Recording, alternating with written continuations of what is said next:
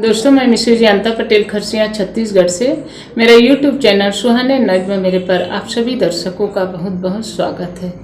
दोस्तों, अभी ठंड भी बढ़ने लगी है और सभी स्कूलों में बोर्ड की परीक्षाएं भी शुरू हो गई है।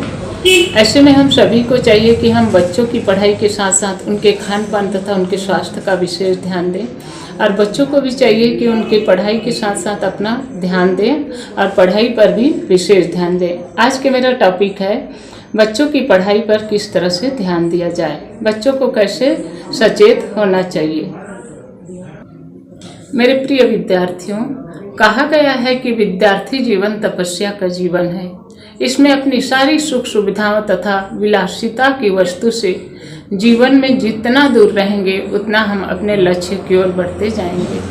हमें अपने जीवन में कुछ पाने के लिए बहुत कुछ त्याग करना पड़ता है। तो बच्चों, अगर जीवन में कुछ बड़ा बनना है तो हमें अल्पकाल के सुख जो छलावा मात्र है, जैसे कि आजकल सभी बच्चे क्या करते हैं, टीवी मोबाइल गेम में फ्री फायर कार्टून इत्यादि जो माइंड को डिस्टर्ब करता है, यह हमारे माइंड के लिए एक वायरस की तरह है जो पूरी तरह से पढ़ी हुई बातों को ख़त्म कर देता है। हमें अपने लक्ष्य तक पहुँचने में बहुत बड़ा बाधक है।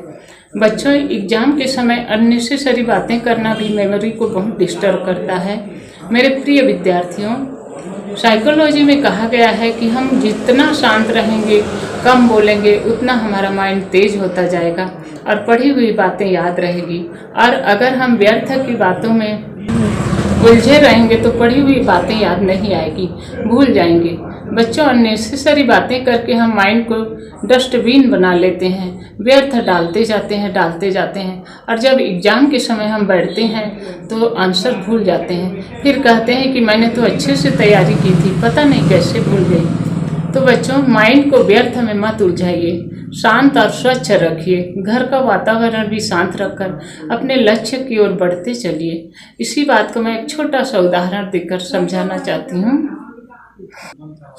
जैसे कि घरों में डस्टबिन पर कचरा एक के बाद डालते जाते हैं और उसी में अगर कहा जाए कि बहुत ही स्वादिष्ट खीर बनाकर उस डस्टबिन में डाल दिया जाए और कहा जाए कि भूख लगने पर उसको साफ सुथरा निकाल कर खा लो, तो यह असंभव है, क्योंकि वह डस्टबिन में गया हुआ अच्छी चीज़ भी खराब हो जाती है, वह उपयोग के लायक नहीं रहती। उसी प्रकार हम थोड़ा सा पढ़ें और माइंड पर व्यर्थ की बातें डालते जाएं तो एग्ज़ाम के वक्त पढ़ी हुई बातें डिस्टर्ब हो जाती है और आंसर हमें कंफ्यूज कर देती है। इसलिए हमें चाहिए कि व्यर्थ की बातों में हम न उलझें। बच्चों, जीवन में कोई भी कार्य असंभव नहीं है। अगर हम लक्ष्य रखें तो सब सफल होगा और अगर हम पढ़ाई को टाइम पास समझकर करेंगे तो सफलता कभी नहीं मिलेगी।